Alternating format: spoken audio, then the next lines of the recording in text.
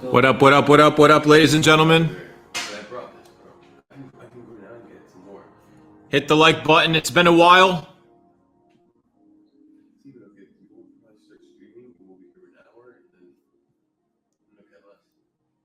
What up, what up, what up? How's everybody doing, ladies and gentlemen? I was in the hotel and I was just like, let me just go live for a bit. Is it laggy, guys?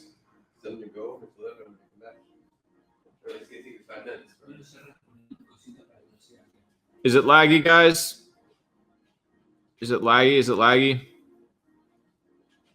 Check, check, check, 1, 2. Is it better? Dang, maybe I can't watch any videos and shit.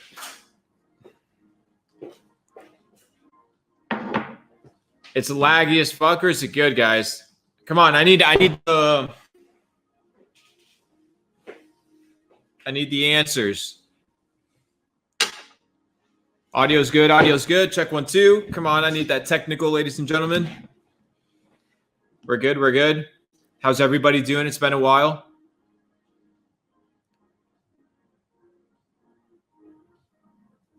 It seems that it lags on and off.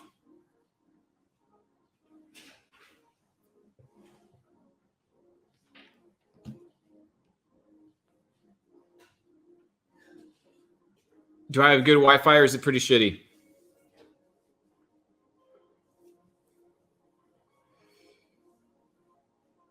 If it's pretty shitty, guys, I will try to get something solved, but I'm in the hotel and you guys know kind of how hotel Wi-Fi is. So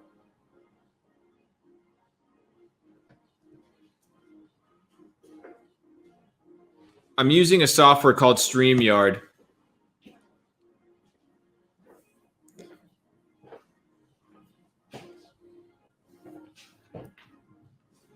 But I don't think we can react to shit. There's no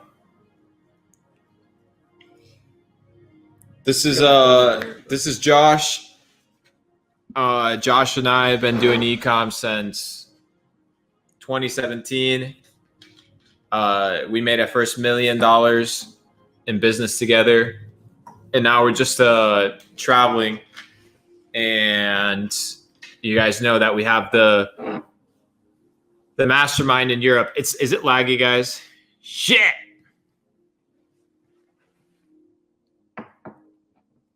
So if the picture lags, it's fine. You'll still catch the audio. It's not a big deal. Consider it a podcast. Why did you delete all your YouTube videos? Yeah, the reason I deleted my YouTube videos is I actually didn't want people that weren't tuning in live to receive the value in the same proportion to those that showed up and were part of the conversation. Because when you're doing this type of stuff, it's kind of two-way street. You know, people send you videos, people send you content, people interact with you, and it all kind of builds to the experience and to just do your own thing and whatever and not tune in when everybody else does. Most YouTubers go for views. I don't really care how many views I get, you know? So I'm going to give the value and the content to the people that show up. I think that's fair. Yeah. Yeah, I like that. It's yeah. You might have to talk a little bit louder. You might have to get closer. Can you hear me? Well, the mic's right here, right? All right, so guys, I have officially hired a videographer. He'll be here tomorrow. Full-time videographer. As you guys know, I'm going to be traveling the world. I've already been to 40 countries. And now my goal is to do another probably 6-7 countries this year.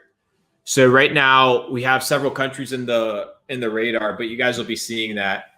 As you guys know, we sold out the European Mastermind. Actually, we do have 2 villas available.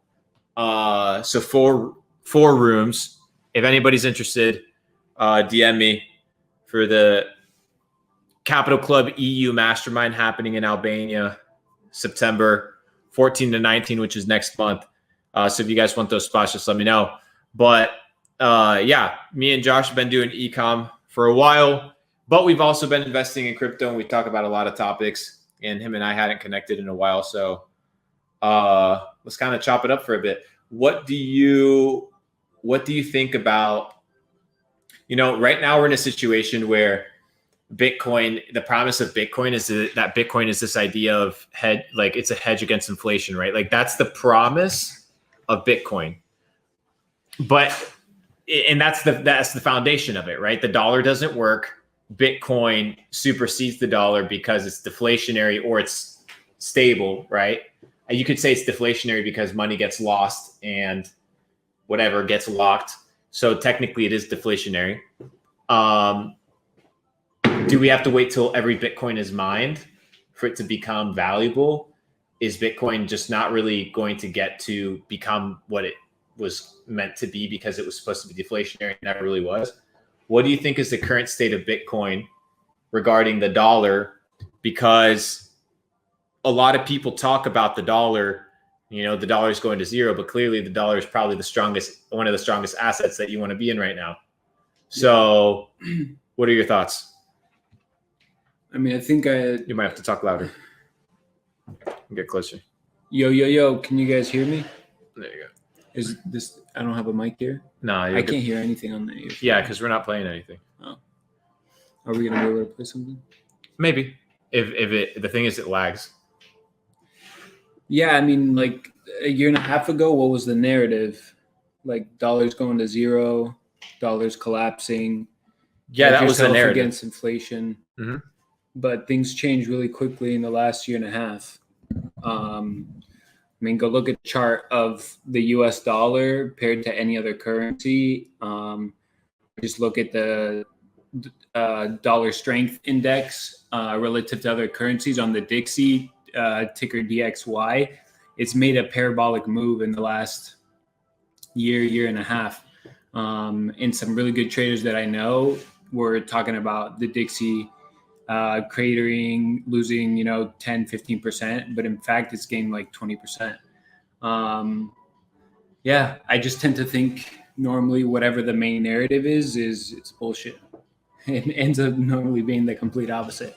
And I think it's all about seasons. Like there's seasons to be out of the dollar, there's seasons to be in the dollar. Yeah, and I think that's the name of the game. Like as you should be with everything else. Like people's idea of wealth is attributed to an asset.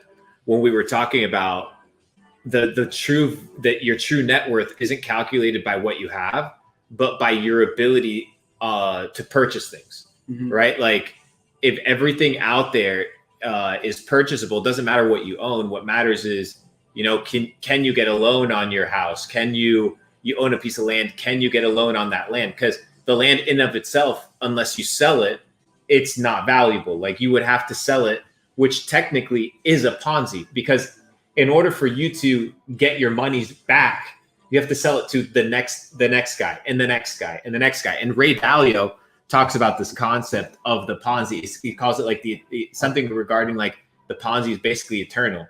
Like the only reason things exist is because it's the next guy, the next guy, the next guy. And the moment the trust is broken, the next guy stops coming.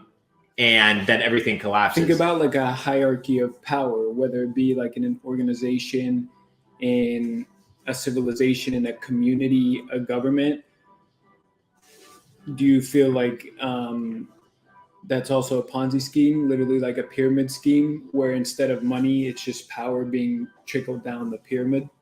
I mean, obviously, I think there's always hierarchy in everything that you do. In every aspect of society, you have hierarchical status. And it applies across the board. But the cultural kind of stipulations in order to determine where you are in that ladder are different based on societies, right? Like a society would determine that this specific trait or this specific attribute or this specific action would put you on this echelon of society, whereas but that can easily be engineered. Correct. But like 2,000 years ago, you might have had to been like a crazy hunter, and that was like your status symbol, maybe your ability to provide in that way. Nowadays, you can just have money. You can do anything. You can be useless, and you can still be considered valuable because now value is attributed to what, like your purchasing power, your dollar value. So, anyways, is it lagging super bad, ladies and gentlemen? Is it pretty good? We got 350 people in house. Let me. Yeah, lag. Bro, I have a video. John McAfee. Oh yeah, but the thing is, we can't play videos, bro. What? Because it's hella laggy. Dang, bro. We need a hotspot up here. Yeah, we should get a hotspot.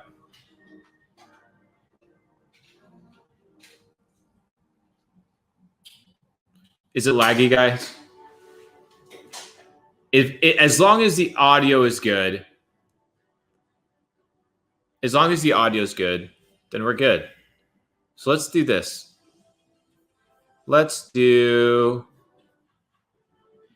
this. 1 second. How can I? There we go. Okay, perfect. So we've completely removed the visuals because you guys don't need the visuals right now because it's totally fine. The audio is perfect. So yeah, so let's just do something very straightforward and just continue with audio as if it was kind of like a podcast. So now we have this idea, Josh, of the dollar kind of being valuable. Do you think with what the moves that Russia is making regarding oil, do you think that the dollar's value is at risk? Its perceived value with what Russia's doing with the oil and the selling of the oil in different currencies that are not the dollar?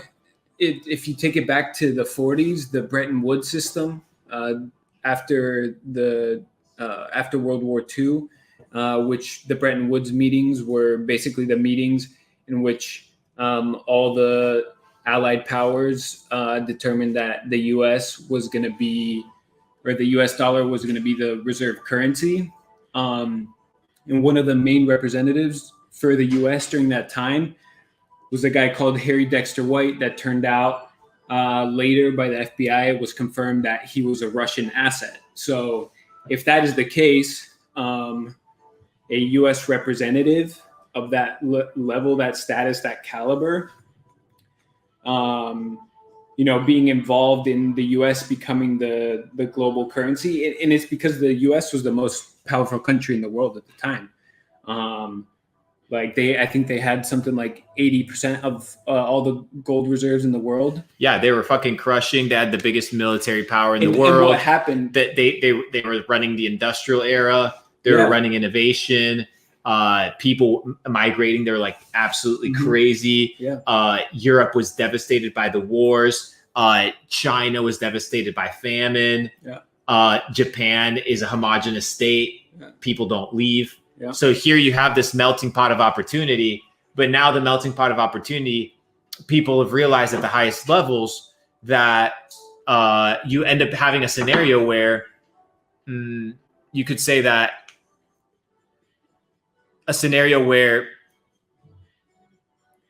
the upper hand is always an advantage of where the best people are going to, right? And the United States was able to attract that because of the freedom that it had. But now, because of all the rules that were imposed and people's ability to, not be punished by stealing and by cheating the system, now we've ended up with a corporate kind of ecosystem that is corrupt to the very core.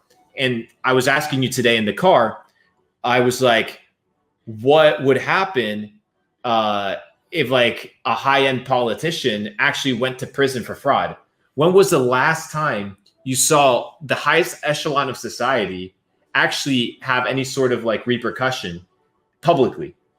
Yeah. Nancy Pelosi, who we publicly know has stolen hundreds of millions of dollars in either information, bribes, insider trading guaranteed, obviously, and she hasn't received any penalty. No.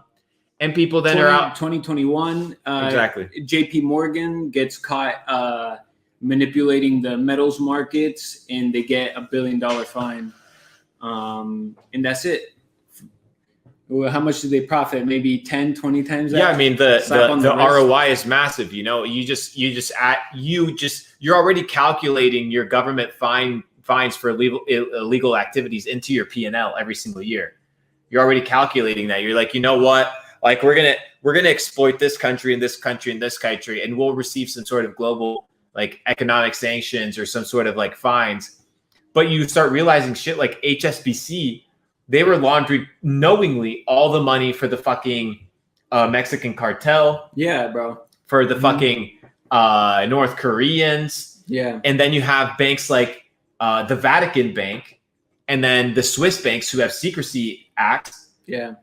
Doing banking for the biggest criminals in the entire world. Yeah, and nobody has access to those bank accounts. Nobody has access to those bank accounts, to those records. The US can't come and it's like, oh yeah, give me access to this. Fuck you. That's what Switzerland would say. Like, why would we compromise people that have tens of billions of dollars here for you? The moment they compromise once, everything's broken. Kind of like Panama, right? Like as soon as the Panama Papers came out, the trust was absolutely destroyed.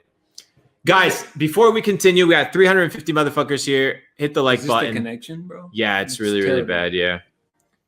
Hit the like button. Anthony, what's our current like ratio? What's our current like ratio, guys?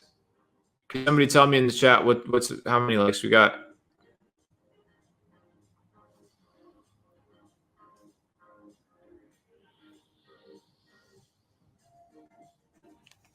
All right, once we get to 300, we'll continue. Yo, Leagueland, appreciate the donation. What are your thoughts on LUNC? Luna Classic. That's some bullshit. It says 239. Has to be 300. 300. At least 36. Let's see if we can get to 369 viewers, bro.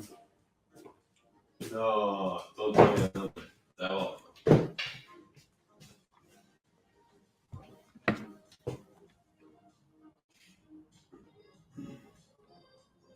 Are you making any oil plays?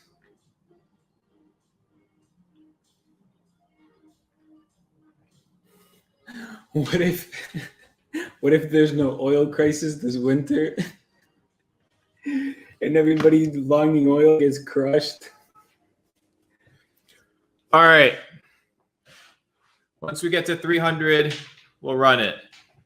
What's our current like ratio? I'll tie my shoe in the meantime. In fact, I'm going to take my shoes off.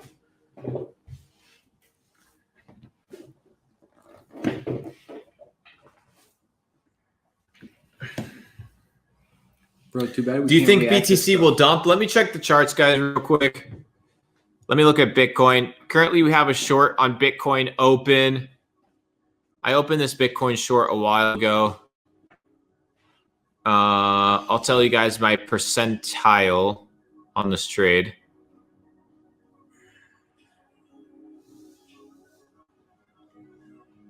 Let me see. What's my trade looking like? I'm generating the live code.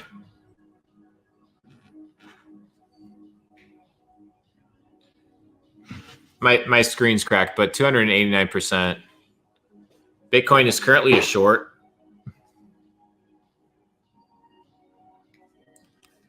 League, stop donating me money, bro. If you bought Luna, you're fucked. Don't donate me any money, bro. You were my exit liquidity, League, while I was shorting you. But anyways, what are the 3 rules of success? The 3 rules, not the 3 rules, the 3 guaranteed. Screen cracked, you're poor. That's Anthony.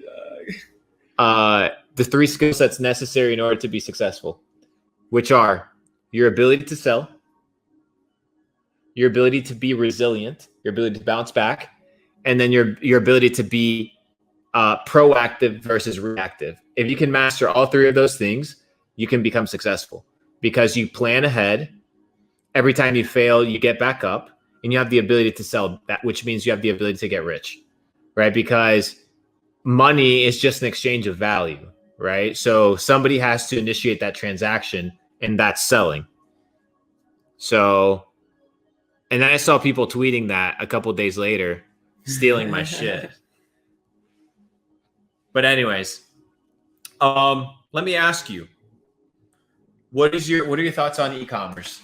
E-commerce.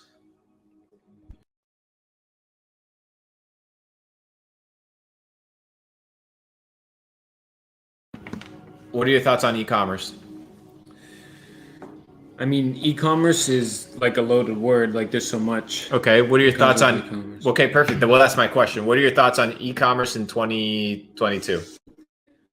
I mean, I think selling online, like you can still make money off it. I think it's still going to be the prime medium of purchasing, within the next few years, if it already isn't. If you take a look at like during the stimmy checks, when the stimmy checks were going out, what were people doing? They were buying a ton of stuff on Amazon. Amazon stock went crazy. So e-commerce is great. You can make a lot of money. It's great experience for young entrepreneurs. Because I mean, to be a good e-commerce entrepreneur, you need all those three pillars. For sure. That's 100%. And doing anything that will exercise those three pillars in your life, I feel like are good use of your time. It's going to teach you a lot of skills, all the skills you need to be able to learn how to build and operate a successful business. I think that's a phenomenal assessment, because your ability to get better at being resilient, your ability to get better at being proactive, not reactive, your ability to become better at selling is going to make you richer, is going to make you wealthier, is going to make you more successful by default, because your ability to master the skills to success are more refined. So if the formula is there, you just have to get really fucking good at those three things. Like if you can't sell for shit, how many sales books have you read? You know, like, oh, you can't close a deal. Okay, well, how many deals have you tried to go and close? Because what's the difference between you and Jamie Dimon, who at the age of 27 was closing $100 million deals with Warren Buffett? It's that his mindset was $100 million deals. His information, who he was as an individual, was honed in that, oh, this is like what it is. People nowadays couldn't even fathom. They'd shit themselves. You know, so it's a mindset thing, because in essence, it's bullshit. It's all fake. It's all the same thing. Yeah, it might carry a more responsibility, but in essence, it doesn't really matter. How do you gain access to esoteric information? You have to look for it. Seek and you shall find, knock and the door shall be open unto you. But that's the thing, is knocking, seeking, pursuing is difficult. But hey, that's what proactiveness is about. Yeah, and resilience, your ability to bounce back, because the pursuit of like good ideas, the pursuit of truth, the pursuit of worthy ideals, the pursuit of success, the pursuit of your potential, all these things usually carry bad moments and failures, and your family kind of like disowning you, and your people not understanding you. So those are the moments where your resilience kind of shines. And the only reason people are successful is because they didn't quit. That's what every successful person has in common, is that they didn't quit. Every single successful person you can trace back to two things: their ability to be the best, right? If you're at the top, the ability to be the best, and the fact that they never quit. If you can say, I'm never quitting, then who can fucking stop you? It might take you 30 years, it might take you 40 years, but you're not stopping. And most people quit without even having started anything, dude. Like, people quit everything off rip, and they don't. From the moment they start, they have no plan, they have no idea, no mindset. Results. There's no quick results, and people get discouraged. But that's an expectation. Yeah. It's an expectation with no knowledge, because you don't know anything about what you're going into, and you're making the presumption. And you don't know what, and you have false expectations of what you want is. Yeah. You do not know what it means to be an entrepreneur, what it means. Like people say, I want to be a billionaire. They don't know what that entails. You don't know what it carries to be a billionaire. You may not be mentally fucking able to handle it. Shout out to Sneeko, my boy. Waiting for you. I'll text you. I'll FaceTime you. But anyways, ladies and gentlemen, we are in a situation right now where it's extremely important to master becoming better, you know? Becoming better is extremely important. And society neglects that, and they scold that. Society, you know, talks about this idea of like, don't bully people in schools. Mm-hmm. And the nerdy people are the ones that get bullied. In society, the people that try to actually excel in life and not be the status quo, they get bullied. Yeah. Like your desire to go and get fucking fit in the gym, like people bully that. Yeah, you're such a meathead, bro. Yeah, like, oh, you're such a meathead. Oh, like look at your arms. Like that's all it's about. Oh, so you take care. Like you have money in the bank account because you care about your finances. Oh, you only care about money, and people don't understand how the world works. And people quit without even having started. That's why there's so much negativity. People look at you through the lens of their inability and their lack of belief. But your inability and your lack of belief does not limit me, right? Like I am not limited by your reality. I'm limited by my reality, and my reality is that I can do whatever the fuck I want, right? Because I understand that I have to master these three pillars: the ability to sell, the ability to be resilient, and the ability to be proactive instead of reactive. Most people are reactive in every situation of life. They're like bouncing. They're like a fucking pinball in a pinball machine in life. Until they go down the gutter. They have zero control of the game. Zero control. So either the pinball getting fucked around and played around by some other person, because this idea that circumstances just happen at random is people's inability to see the bigger picture, that circumstances are created. People and things create circumstances. And if you aren't living or don't have the circumstances that you desire, then you have to be able to create them. Well, what's the common denominator in every single thing that happens in your life, good or bad, whatever you interpret it to be, whether it's your fault or not your fault? What's the common denominator in all of it? You. Yeah. You're the common denominator. Mm-hmm. And at the end of the day, and it goes back to like the process, you know, the process shaping you, like the process of e-commerce, stuff like that, shaping you into, you know, a good entrepreneur, a smarter person, a person who understands the world better.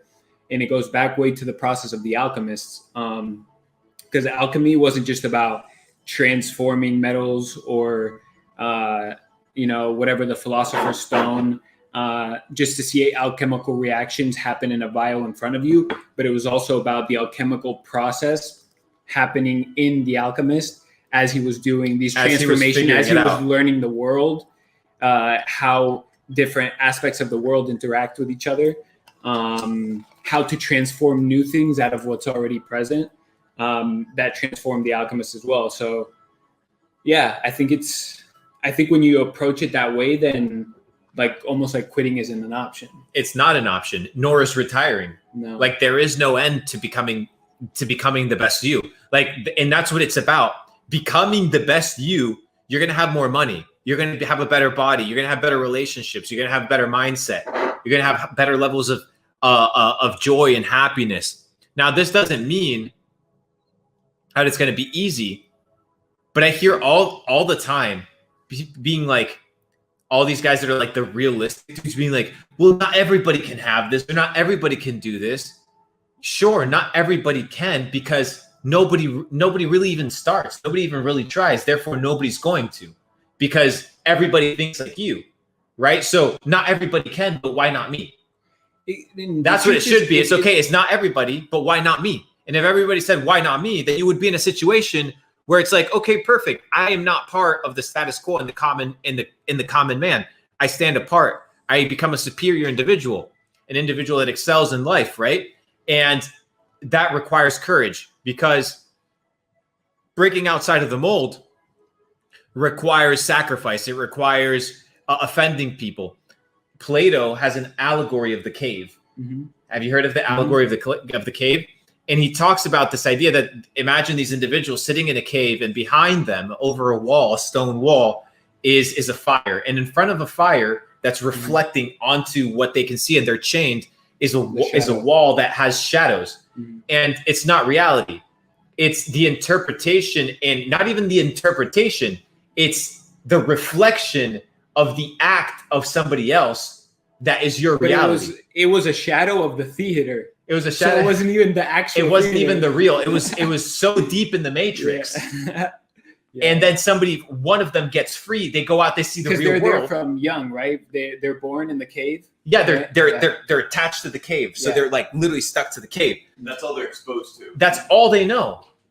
Therefore, their mindset is limited by their knowledge and their belief. That's why when I tell people only the educated are free, is because you are only as free as your mind enables you to be. Because everything around you, literally, like everything around you, is just like a bodysuit, right? The bodysuit, the character who you're developing. That's why we say you have a person of character, a person that lacks character, right? It's a person that lacks being an integrous human being, right? Lacks character, lacks what we believe to be a fundamental human being, right?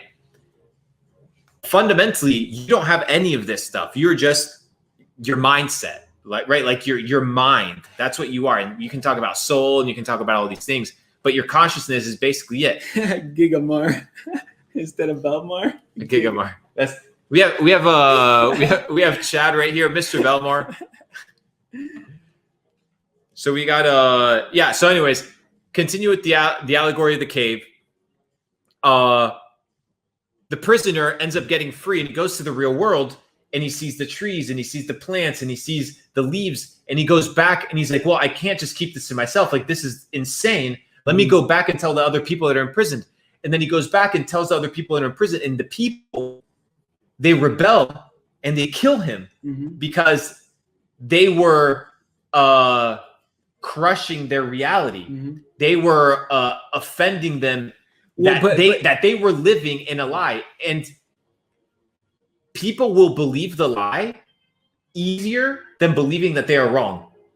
It's easier for people to believe that they are lying, like that they're living in a lie. Like, it's easier for people to be like, oh, it's all fine, than to be like, oh, you know what? Like, I actually am kind of stupid. People aren't willing to recognize that.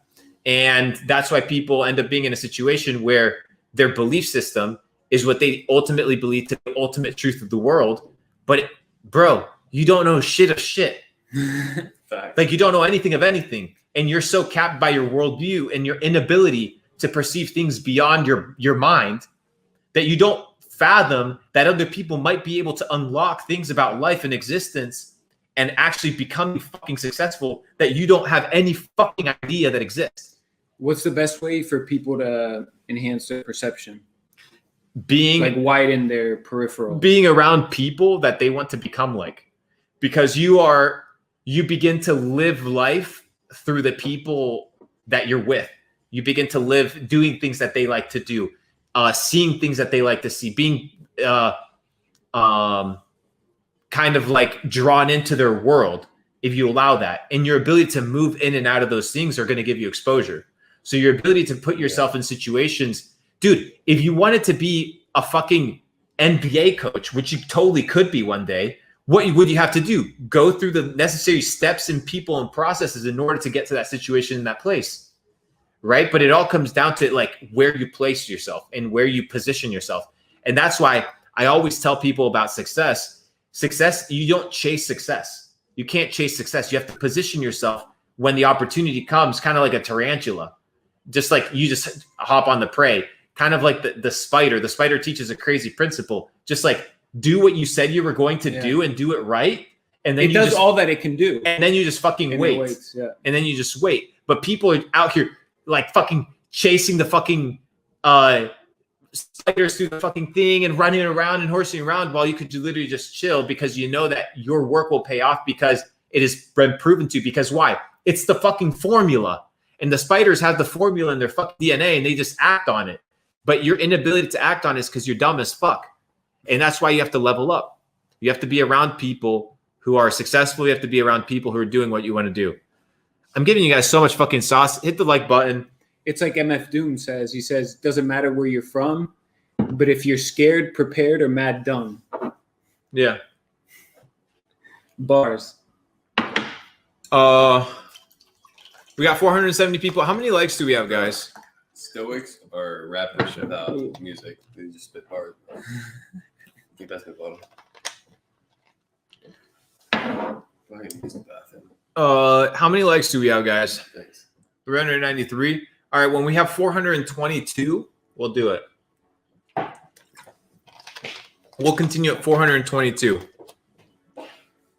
Yeah, I got a pen. Yeah, but we can hit it right here. We'll finish this. Oh, yeah. All right. Anyways, so at 422, we continue. Guys, anyways, what I would like to also remind you guys is we have 4 spots available for Capital Club European Mastermind, September 14th to 19th in Albania this year at one of the nicest resorts in the world. The water looks so fucking amazing. We were there the other day. It's like unbelievable. So I look forward to having 60 plus entrepreneurs from 13 different countries show up. If you would like one of the 4 tickets that's left, make sure you DM me at Luke Belmar on Instagram, and you can get one of the last 4 spots available. It's going to be super amazing. Anyways, we're at 434. Let's do 444. I like that number. Let's get to 444, ladies and gentlemen, and we'll continue. Okay, so When tour now? This is the tour. when tour? We're touring right now, brother. We're touring right now. We're doing it right now. Somebody said 500 likes and Luke doesn't line.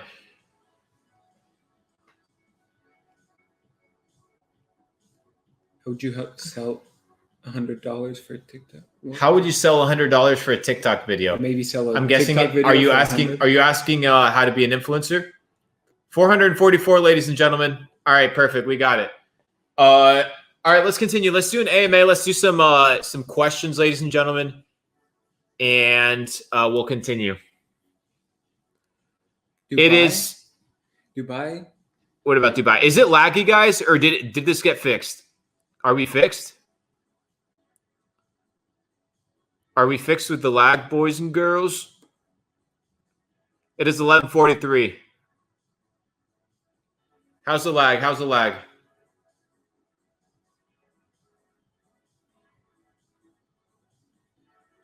Okay, a little bit laggy. It's all good. You can't have everything.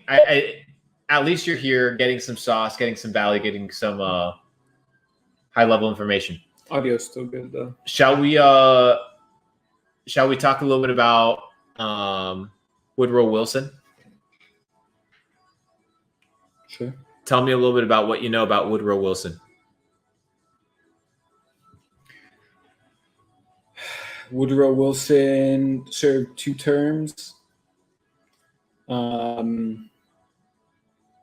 He was the president responsible for signing the Federal Reserve Act in 1913, I believe. He was the president responsible for the U.S. getting into World War I, like toward the end of World War I, even though he campaigned as the president who left them out of the war during his first term. Yeah, and then I think he founded like League of Nations, right? Then He was the UN. he was involved with that. He was involved with the creation of the passports. Guys, this idea that like even passports, right? Think about passports. The passport that you get to travel around the world with. Who created that? When was that created? Right? Like, do you think that always existed? It didn't. It was created and exercised after the world wars. So every time that there's crisis, it's exemplified and you kind of have more oppression as time goes on, and you kind of get more lockdowns and more restrictions. If somebody told you, right, we don't even have COVID anymore, and you still have all the barricades up like you're a fucking dog that's like a cow walking to the slaughter. That's how they kind of have you corralling you. Yeah. And that's now the norm. We can't talk about this on YouTube, right? Yeah, we can. Yeah? Yeah, fuck it. Yeah, now like even like Bill Gates is coming out saying like, oh well, at the time during talking about the vaccines, we didn't know really how low the mortality rate actually was. Johnson and Johnson, the government already stopped recommending the vaccine because people are getting increased blood clots, heart disease, stuff like that. Like what the heck? I mean, we all kind of knew it was going to happen. Anthony, can you make sure you're moderating this? By the way, can we get the comments up on the screen? Can you guys see the comments on the screen? Let's see here. Can you guys see the comments on the screen? Because I can't see it.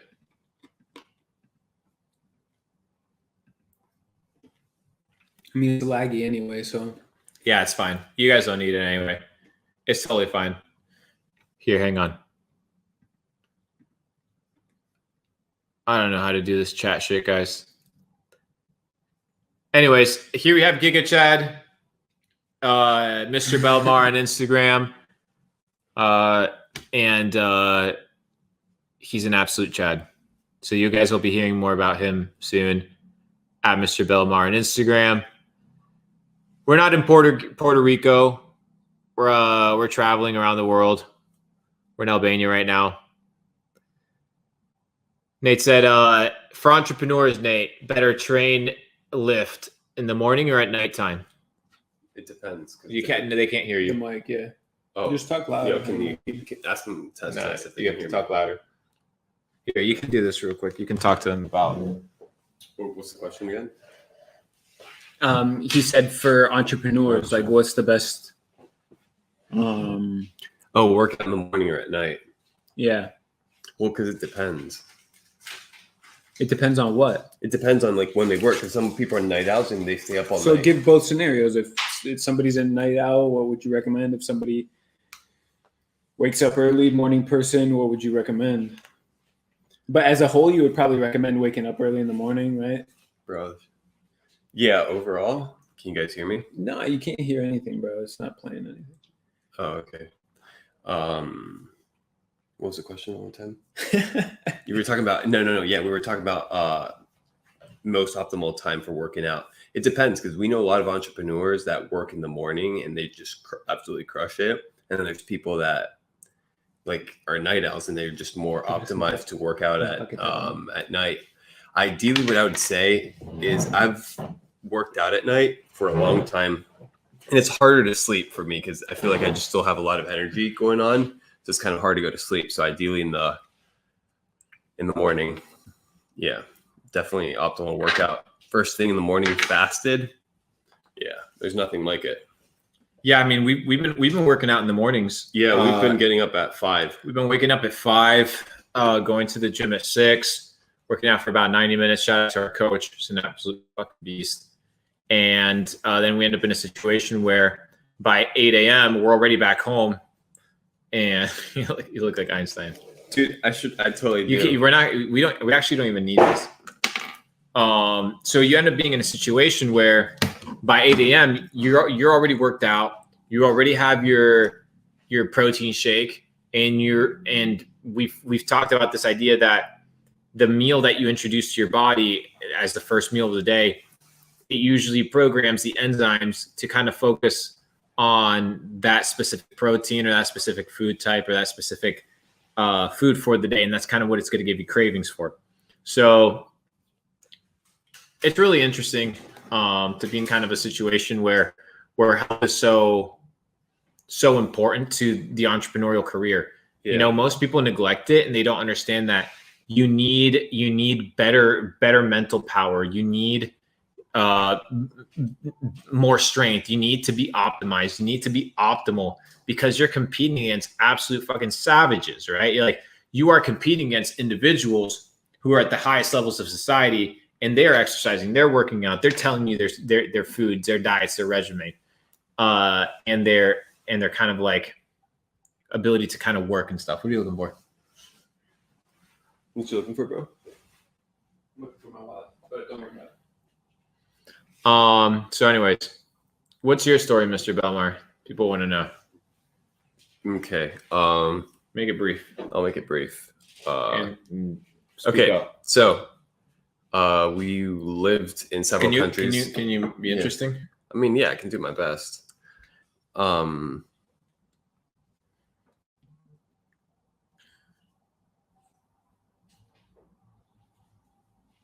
He's older. Anyways, let's continue. So the moral of the story, ladies and gentlemen, is you got to get your fucking act right. You got to get your act together. That's the moral of the story here. Nothing else is kind of relevant. So we are. How long has the stream been? 45 minutes. Let's do another 15 minutes, and we'll kind of execute accordingly.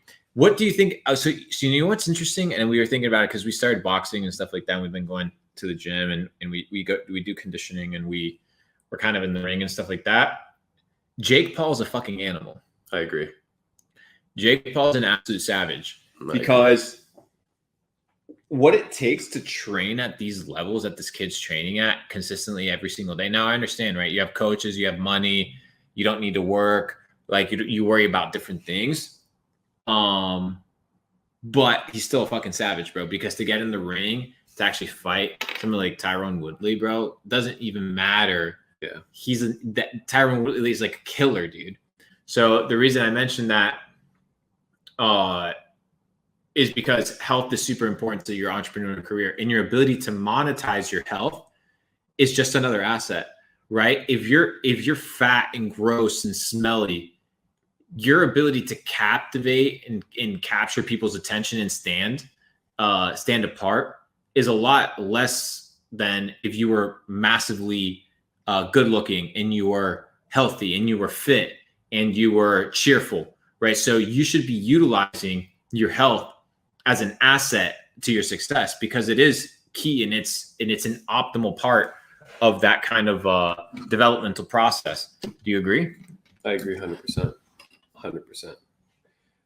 I mean, think about it. Like everything you do is, if we put it this way, if we're spirits within a vessel, then you have to take care of the vessel. Like everybody is so focused on buying their first home. Their first home is their body. You know what I'm saying? Like your first home is your body, and you're not taking care of it. You guys are worrying about your first down deposit on yourself. Yeah, that's where you're living 24/7. Yeah, like, literally. People are like, "Oh, well, I want to live." That's your home, bro. Dude, I want to live in a bigger house, bro. Like, and all this shit, and they try to find comfort and happiness in exterior things instead of being like, "Oh shit, like I could actually I don't need any of these things because what I own today will either be destroyed or owned by somebody else tomorrow. So it doesn't really fucking matter." Correct. But your ability to take care of your vessel, which has multiple definitions. A vessel doesn't only have the definition of like a container, but also has the definition of a travel vehicle. And it's a vehicle of a journey. So I think you got to take care of that shit, bro. I think that most people could be living till they're like 100 years, 120 years of age. First of all, they don't even believe that they can. Two, is they say, well, the average person, blah, blah, blah. Well, I'm not talking about the average person, right? Because we're talking about being extraordinary individuals in an ordinary world that limits you and boxes you up with bullshit, right? So how do you, somebody said, Luke Belmar, how did you make your millions? E-commerce, digital kind of entrepreneurship, and then threw all my money in crypto and NFTs. Made quite a bit of money. It was pretty awesome. And now we're just kind of traveling the world and having a good time. But anyways, that's kind of it from me. Yeah, thanks guys for tuning in. It's been a while. Kind of wanted to say hi. Hope you guys are doing well. I am going to post a photo on Instagram tomorrow at a random time. You guys will know this. I won't post it. The people that comment in the first 60 minutes, I'm going to enter them into a raffle for $100. You guys know that. So if you want that, you know, there's 470 people in here. So just comment within the first hour. I won't tell anybody. Then I'm going to pick a random person and give them $100. Nice. I was going to do a lifetime membership to Capital Club, but Capital Club lifetime membership is so valuable that like I can't just give that shit away. You know, like For what? A comment? No. What do you think? I'm some sort of fucking moron, some charity? You know, like, not going to happen. So tomorrow, I'm going to be posting an Instagram photo. We're going to succeed. $99 donation from Zudort Sainte says, hey, Mr. Belmar, I fuck with your content on IG. You got to make more stuff on YouTube. I make anime, manga, clothes. Let me know if you're interested. Ooh, That would be cool. DM me, bro. DM your name, and we'll get you taken care of. Thanks for the 99. Good shit.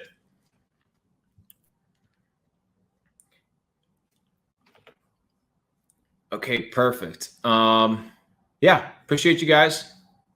That's pretty much it for me. Have a wonderful day. It's good to see you guys back here, and see you guys soon. Now that we have the setup, might fucking do this tomorrow. Yeah, views, bro. Do you guys want a little tour? Can you disconnect it? Do you guys want a little tour? I'll give you guys a little tour. Should I give you guys a tour? Hang on, I'll just lift this shit. I'll just lift the camera. At Dumbo.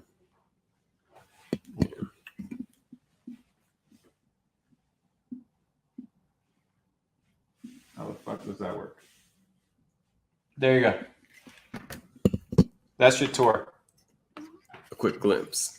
A quick glimpse of the best hotel in the city. All right, motherfuckers. Have a wonderful night. Peace. Peace.